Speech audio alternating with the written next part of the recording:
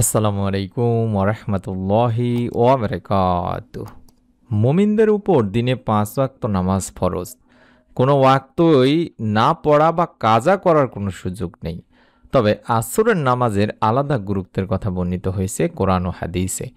আল্লাহ তাআলা পবিত্র কোরআনে বলেছেন, তোমরা সব নামাজ এবং মধ্যবর্তী নামাজের প্রতি যত্নবান হও। সূরা বাকারার 238 নম্বর আয়াতে বলা হয়েছে। এখানে মধ্যবর্তী নামাজ বলতে আসরের নামাজকেই বোঝানো হয়েছে, কারণ এই নামাজের আগেও 2 ওয়াক্ত নামাজ রয়েছে, পরেও 2 ওয়াক্ত নামাজ রয়েছে। মুফাসসিরিনে কেরাম বলেন, আসর নামাজ বেশি গুরুত্বপূর্ণ হওয়ার অন্যতম কারণ হলো সাধারণত এ সময় মানুষ কাজকর্মে ব্যস্ত থাকে, ফলে নামাজ আদায়ে গাফিলতি হওয়ার যথেষ্ট আশঙ্কা থাকে। কিন্তু এই সময়টা আল্লাহ তাআলার কাছে দামি। আল্লাহ তাআলা কোরআন মাজিদে কিছু জিনিসের কসম করেছেন, সেখানে আসরেরও কসম রয়েছে। আল্লাহ তাআলা বলেন, আসরের কসম। সূরা আসর 1 নম্বর আয়াতে বলা হয়েছে। উল্লেখিত দুটি আয়াত থেকে বোঝা যায় আল্লাহ তাআলার কাছে আসরের নামাজ কতটা গুরুত্বপূর্ণ। এছাড়া আরেক আয়াতে তিনি বলেছেন, আপনার রবের প্রশংসা করুন সূর্যোদয়ের আগে এবং সূর্যাস্তের আগে। সূরা তহার 130 নম্বর আয়াত। এই আয়াতেও সূর্যোদয়ের আগে মানে ফজর এবং সূর্যাস্তের আগে মানে আসর, এই 2 ওয়াক্তের নামাজের গুরুত্ব তুলে ধরা হয়েছে। আজ পবিত্র ঈদের দিন আমরা যদি কষ্ট করে আসরের নামাজটি আদায় করার পরে একটি ছোট্ট দোয়া 11 বার পাঠ করতে পারি, রব্বুল আলামিন আল্লাহ তাআলা আমাদের মনের নেক আশাগুলো ইনশাআল্লাহ ঈদের দিনের আমলের ওসিলায়, আসরের পরে নামাজের পরে যে দোয়া কবুল হয় এর ওসিলায় হলেও ইনশাআল্লাহ পূরণ করেই দেবেন। মনের মধ্যে বিশ্বাস নিয়ে আপনারা আমলটি করবেন দিনী ভাই বোনেরা। এছাড়াও হাদিসে এই নামাজের বহু ফজিলত বর্ণিত হয়েছে। আবু হুরায়রা রাদিয়াল্লাহু তাআলা আনহু থেকে বর্ণিত, রাসূল পাক সাল্লাল্লাহু আলাইহি ওয়াসাল্লাম বলেন, ফেরেশতারা পালা বদল করে তোমাদের মধ্যে আগমন করেন, একদল দিনে একদল রাতে। এই আসর ও ফজরের নামাজে উভয় দল একত্রিত হয়। তারপর তোমাদের মধ্যে রাত যাপনকারী দলটি উপরে উঠে যায়। তাদের প্রতিপালক মহান রব আল্লাহ তাআলা তাদেরকে জিজ্ঞাসা করেন, আমার বান্দাদের তোমরা কোন অবস্থায় রেখে এলে বা দেখে এলে? অবশ্য আল্লাহ তাআলা নিজেই বান্দাদের ব্যাপারে অধিক বা সর্বাধিক জ্ঞাত। জবাবে ফেরেশতারা বলেন, আমরা তাদের নামাজরত দেখে এসেছি। আমরা যখন গিয়েছিলাম তখনও তারা নামাজরতই ছিল। এটি সহিহ মুসলিম শরীফের 632 নম্বর সহিহ একটি হাদিস। সুতরাং যেই ব্যক্তি নিয়মিতভাবে এই ফজর ও আসরের নামাজ জামাতে আদায় করেন, ফেরেশতারা আল্লাহ পাকের কাছে তার ব্যাপারে প্রতিদিন বলেছেন যে আমরা যখন পৃথিবীতে গিয়েছি তাকে নামাজরত দেখেছি, এবং যখন পৃথিবী থেকে এসেছি তখনও তাকে নামাজরতই দেখেছি। তাই অত্যন্ত গুরুত্বের সাথে এই আসরের নামাজ এবং ফজরের নামাজটি আদায় করার পরে আমরা বেশি বেশি করে আল্লাহ তাআলার কাছে দোয়া করব, আমাদের মনের নেক আশাগুলো চাইব, যাতে করে ফেরেশতারা আমাদের সেই আমলটিও আল্লাহ তাআলার কাছে পৌঁছে দেন। অবশ্য আসরের নামাজের ব্যাপারে শুধু ফজিলতি নয়, হাদিসেও ধমকেও রয়েছে। অর্থাৎ নবী করিম সাল্লাল্লাহু আলাইহি সাল্লাম বলেছেন, যে ব্যক্তি আসরের নামাজ ছেড়ে দিল তার আমল বিনষ্ট হয়ে গেল। এটি সহিহ বুখারী শরীফের 553 নম্বর একটি হাদিস। তাছাড়া আব্দুল্লাহ ইবনে উমর রাদিয়াল্লাহু তাআলা আনহু থেকে বর্ণিত আছে, আল্লাহ রাসূল সাল্লাল্লাহু আলাইহি ওয়াসাল্লাম বলেছেন, যদি কোনো ব্যক্তির আসরের নামাজ ছুটে যায় তাহলে যেন তার পরিবার পরিজন এবং মাল সম্পদ সব কিছুই ধ্বংস হয়ে গেল। বুখারী শরীফের 552 নম্বর একটি হাদিস। তাহলে বুঝতে পারছেন কতটা গুরুত্বপূর্ণ একটা নামাজ দেনি ভাই বোনেরা। এই নামাজের পরে মনের নেক আশা পূরণের এই ছোট্ট দোয়াটি আমরা পড়ব অন্তত 11 বার আগে দরুদ পড়ে নিয়ে। মানুষ অনেক সময় এমন কিছু কাজের মুখোমুখি হয় যখন তা সম্পাদনে সে কোনো উপায় বের করতে পারেন না। যে সময় মানুষের পিঠ দেয়ালে ঠেকে যায়, সেই সময়টিতে নিজেদের কার্যসিদ্ধির উদ্দেশ্যে মনের প্রত্যাশা পূরণে আল্লাহর শরণাপন্ন হওয়া ছাড়া আর কোনো বিকল্প উপায় থাকে না। এমন একটি আমলের কথা তুলে ধরেছেন বিশ্বনবী প্রিয় নবী হযরত মুহাম্মদ সাল্লাল্লাহু আলাইহি ওয়াসাল্লাম, আর তা হলো ইসমে আজমের আমল। কিন্তু কি সেই ইসমে আজম? হাদিসে পাকে ইসমে আজম সম্পর্কে বা কি বলেছেন বিশ্বনবী সাল্লাল্লাহু আলাইহি ওয়াসাল্লাম? মনের একান্ত আশা প্রত্যাশা পূরণে কোনো মানুষেরই প্রবল আগ্রহ কিংবা চেষ্টার কোনো কমতি থাকে না। সে কারণে নিজেদের চাওয়া পাওয়ার পরিপূর্ণতায় নানানবিধ চেষ্টা সাধনা করে থাকে। কোনোভাবে যখন কোনো কিছু হয় না তখন তারা ফিরে আসে ধর্মের দিকে কিংবা ইসলামিক স্কলারদের শরণাপন্ন হয়। অথচ মনের আশা পূরণে হাদিসে পাকে প্রিয় নবী সাল্লাল্লাহু আলাইহি ওয়াসাল্লাম ইসমে আজমের কার্যকরী দিক নির্দেশনার কথা উল্লেখ করেছেন। ইসমে আজম হলো আল্লাহ তাআলার এমন নাম, মহান নাম। এই ইসমে আজমের মাধ্যমে আল্লাহ তাআলার কাছে কিছু চাওয়া হলে মহান আল্লাহ তাআলা তা দান করেন। আর এই মহান নামের মাধ্যমে আল্লাহ তাআলাকে স্মরণ করলে বা ডাকলে তিনি বান্দার সে ডাকে সাড়া দেন। সুবহানাল্লাহ, সুবহানাল্লাহ। অনেক ইসলামিক স্কলার ইসমে আজম সম্পর্কে বলেছেন যে আল্লাহ তাআলার যেটি মূল নাম হলো আল্লাহ, এটি হলো ইসমে আজম। অর্থাৎ আল্লাহ তাআলার অনেক গুণবাচক নাম রয়েছে, এর মধ্যে মূল নাম হচ্ছে আল্লাহ। আর এই নামটিকেই অনেক ইসলামিক স্কলার ইসমে আজম হিসেবে আখ্যায়িত করেছেন। কোনো বান্দা যখন অন্তরের গভীর থেকে কায়মনে বাক্যে এই ইসমে আজম অর্থাৎ আল্লাহ আল্লাহ নামের জিকির করে, তার কাছে মনের একান্ত আশা পূরণে কোনো কিছু চায়, তবে আল্লাহ তাআলা তা অবশ্যই পূরণ করে নেন। সুবহানাল্লাহ, সুবহানাল্লাহ। সে কারণে মানুষের চাওয়া পাওয়া বা মনের আশা আকাঙ্ক্ষাগুলো পূরণে একান্ত কোনো কিছু চাওয়ার আগে আল্লাহ তাআলাকে ইসমে আজমের মাধ্যমে ডেকে ভালোবাসা, আস্থা, ভরসা থেকে কায়মনে বাক্যে ও দীনতা এবং হীনতার সঙ্গে আল্লাহ আল্লাহ জিকির করে প্রার্থনা করা হয়। তবে আল্লাহ তাআলা বান্দার চাওয়াকে ফিরিয়ে না দিয়ে তা পরিপূর্ণই করে দেন। সুবহানাল্লাহ। ইসমে আজম সম্পর্কে নবী সাল্লাল্লাহু আলাইহি ওয়াসাল্লাম থেকে নির্দিষ্ট করে হাদিসের কিছু বিশেষ বাক্যের দিক নির্দেশনাও পাওয়া যায়। আর তা হলো হযরত আব্দুল্লাহ ইবনে রুবাইদ আল আসলামী রাদিয়াল্লাহু তাআলা আনহু তার বাবা থেকে বর্ণনা করেছেন।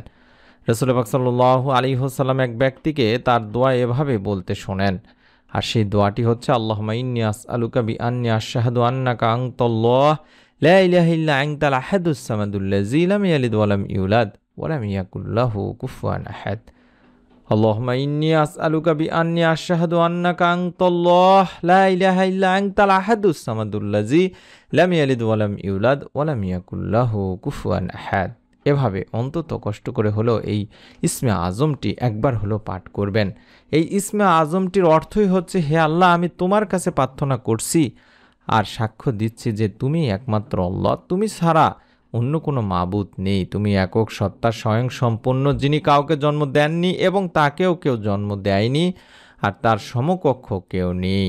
বর্ণনাকারী বলেন, রাসূল পাক সাল্লাল্লাহু আলাইহি ওয়াসাল্লাম ওই ব্যক্তির মুখে এই বাক্যগুলো শুনে তখন বললেন, সেই মহান সত্তার শপথ যার হাতে আমার জীবন, নিঃসন্দেহে লোক আল্লাহ তাআলার মহান নামের ইসমে আজমের ওসিলায় তার কাছে প্রার্থনা করেছে। যে নামের ওসিলায় দোয়া করা হলে তিনি দোয়া কবুল করেন এবং যে নামের ওসিলায় প্রার্থনা করা হলে তিনি দান করেন। তিরমিজি ইবনে মাজার একটি হাদিস। আর এই হাদিসের আলোকেই তাবৎ দুনিয়ার অনেক হাদিস বিশারদরা বলেছেন এটিই হলো সেই দোয়া যেটিকে ইসমে আজম বলা হয়। হাদিসের বিখ্যাত ব্যাখ্যা গ্রন্থ ফতহুল বারীতে আল্লামা ইবনে হাজার আসকালানী রাহমাতুল্লাহি আলাইহি এই হাদিসটিকে ইসমে আজমের সবচেয়ে নির্ভরযোগ্য ও বিশুদ্ধ হাদিস হিসেবে আখ্যায়িত করেছেন। এই ইসমে আজম পড়ে আল্লাহ তাআলার কাছে মনের আশা আকাঙ্ক্ষা পূরণে দোয়া করলে অবশ্যই তিনি বান্দার মনের সব ভালো কল্যাণ করা আশা আকাঙ্ক্ষা পূরণ করেন। সুতরাং মুমিন মুসলমানদের উচিত হবে নিজেদের একান্ত কল্যাণকর চাওয়া পাওয়া পূরণে আল্লাহর প্রতি আন্তরিকতা, ভালোবাসা, শ্রদ্ধা, বিশ্বাস, ভক্তি এবং আস্থা ভরসা রেখে সংক্ষেপে ইসমে আজমের আমল করা, মহান রব আল্লাহকে ডেকে ডেকে মনের চাওয়া পাওয়াগুলো পূরণের আবেদন করা। ইনশাল্লাহ আশা করা যায় এই আমলটি যদি যথাযথভাবে করা হয়, জীবনের সমস্ত আশা আকাঙ্ক্ষা, নেক আশা আকাঙ্ক্ষাগুলো এই আমলের ওসিলায় আল্লাহ তাআলা পূরণ করেই দেবেন, অবশ্যই অবশ্যই পূরণ করেই দেবেন ইনশাআল্লাহ। আজ পবিত্র ঈদের দিন আসরের নামাজ আমরা আদায় করার পরে অন্তত মাগরিবের আগ পর্যন্ত এই সময়টিতে বিশেষ করে আসরের নামাজ আদায় করে আমরা আগে প্রথমে অন্তত 11 বার দরুদ পাঠ করে নেব। কারণ দরুদ এতটাই পাওয়ারফুল আমল যে দরুদবিহীন দোয়া আল্লাহ তাআলার কাছে পৌঁছায় না। যদি আপনি দোয়ার শুরুতে বা দোয়ার মাঝে বা দোয়ার শেষে দরুদ না পড়েন, অর্থাৎ যেই দোয়াতে দরুদ পড়া হয় না সেই দোয়া আল্লাহ তাআলার কাছে পৌঁছায় না। হযরত আনাস রাদিয়াল্লাহু তাআলা আনহু থেকে বর্ণনা করা হাদিসটিতে রাসূল পাক সাল্লাল্লাহু আলাইহি ওয়াসাল্লাম নিজেই বলেছেন, যতক্ষণ রাসূলুল্লাহ সাল্লাল্লাহু আলাইহি ওয়াসাল্লামের উপর দরুদ পড়া হবে না ততক্ষণ তা বাধাগ্রস্ত অবস্থায় থাকবে, অর্থাৎ এ দোয়া আল্লাহ তাআলার কাছে পৌঁছাবে না এবং এ দোয়া কবুলও করা হবে না। এটি তাবারানী শরীফের একটি হাদিস। তাই আমাদের এই দোয়াটি বা ইসমে আজমের দোয়াটি পড়ার আগে এই নিয়মটুকু মেনে দোয়া করতে হবে। আশা করছি এই অংশটুকু আপনারা অত্যন্ত মনোযোগ দিয়ে দেখার চেষ্টা করবেন বা শোনার চেষ্টা করবেন। যে কোনো দিনই আমলটি করতে পারবেন, কোনো সমস্যা নেই ইনশাআল্লাহ। তবে যেই সময়গুলোতে দোয়া কবুল হয়, রব্বুল আলামিন দোয়া কবুল করেন, যেমন আসর থেকে শুরু করে মাগরিব পর্যন্ত, তাহাজ্জুদের সময়, ফরজ নামাজ আদায় করার পরে, কিংবা আপনি যখনই ফ্রি থাকবেন মনোযোগ দিয়ে যখন আমল করতে পারবেন, তখন আপনারা অন্তত চেষ্টা করবেন 2টা রাকাত নামাজ আদায় করে নেওয়ার, কিংবা ফরজ নামাজ আদায়ের পরে, নফল নামাজ আদায়ের পরে, সুন্নত নামাজ আদায়ের পরে আপনারা আমলটি করার চেষ্টা করবেন। প্রথমেই আগে 11 বার যে কোনো দরুদ শরীফ পাঠ করে নেবেন। চাইলে সাল্লাল্লাহু আলাইহি ওয়াসাল্লাম, সাল্লাল্লাহু আলাইহি ওয়াসাল্লাম, সাল্লাল্লাহু আলাইহি ওয়াসাল্লাম এভাবেও 11 বার পড়ে নিতে পারেন। তারপরে আল্লাহ তাআলার কাছে 2 হাত তুলবেন, অর্থাৎ দোয়া যখন করবেন 2 হাত তুলে দোয়া করার চেষ্টা করবেন। এবং দোয়ার হাত তোলার সঙ্গে সঙ্গে আপনারা অবশ্যই আল্লাহর প্রশংসা করে নেবেন। প্রশংসা করবেন সূরা ফাতিহা পড়ে, কারণ পুরা সূরাটিই হচ্ছে আল্লাহর প্রশংসায় ভরপুর। চাইলে পুরো সূরাটি পড়তে পারেন, অথবা চাইলে শুধুমাত্র আলহামদুলিল্লাহ বলতে পারেন। তারপরে আল্লাহ তাআলার পবিত্র যে গুণবাচক নামগুলো রয়েছে, যে ইয়া আল্লাহ, বিশেষ করে এটিও ইসমে আজম বলে আলেমেরা অভিমত করেছেন, যেটা আমি আপনাদেরকে কিছুক্ষণ আগে বলেছি। ইয়া হাইয়ু ইয়া কাইয়ুম ইয়া জাল জালালি ওয়াল ইকরাম ইয়া রহমান ইয়া রাহিম, এই নামগুলো অর্থাৎ আল্লাহ তাআলার পবিত্র গুণবাচক নামগুলোর আগে প্রশংসা করে নেবেন বা নামগুলো ধরে ধরে ডাকবেন। তারপরে আল্লাহ তাআলার নবী, প্রিয় নবী সাল্লাল্লাহু আলাইহি ওয়াসাল্লামের প্রতি দরুদ পাঠ করে নেবেন। চাইলে আপনারা আল্লাহুম্মা সাল্লি ওয়া সাল্লিম আলা নবিয়িনা মুহাম্মাদ এই ছোট দরুদগুলো পড়তে পারেন, অথবা দরুদে ইব্রাহিমও পড়তে পারেন। তারপরে আপনি হাত তোলা অবস্থাতে আপনার মনের যত নেক চাওয়া পাওয়াগুলো আছে সেগুলো আল্লাহ তাআলার কাছে বলবেন, যে আল্লাহ, ইয়া রহমান ইয়া রাহিম, তোমার রহমান নামের ওসিলায় আমার মনের নেক আশা পূরণ করো, আমাকে একটি নেক সুন্দর সুস্থ সন্তান দান করো, আমাকে অসুখ বিসুখ থেকে শেফা দান করো, কিংবা আমাকে একটু উত্তম জীবনসঙ্গী দান করো, বা অসুখ বিসুখ থেকে আল্লাহ তাআলা আমাকে রক্ষা করো বা শেফা দান করো। যে কোনো নেক এবং কল্যাণকর আশাগুলো আল্লাহ তাআলার কাছে এভাবে তারপরে চাওয়ার চেষ্টা করবেন বা বলার চেষ্টা করবেন। এবং অবশ্যই অবশ্যই দোয়া শেষ করে আবারও কয়েকবার দরুদ পাঠ করবেন। প্রতিদিন চেষ্টা করবেন অন্তত 100 বার দরুদ শরীফ পাঠ করা, শুধুমাত্র সাল্লাল্লাহু আলাইহি ওয়াসাল্লাম, এবং 100 বার আস্তাগফিরুল্লাহ আস্তাগফিরুল্লাহ পাঠ করা। যা কিছুই আমল করুন না কেন, এই আমলগুলো যদি করেন, আশা করা যায় আল্লাহ তাআলা আপনার মনের নেক আশাও ইনশাআল্লাহ পূরণ করার সুসংবাদ দান করবেন। এই মুহূর্তে যে চ্যানেলটির নাম দেখাচ্ছি, এটি নেক সন্তান লাভের পরীক্ষিত একটি চ্যানেল।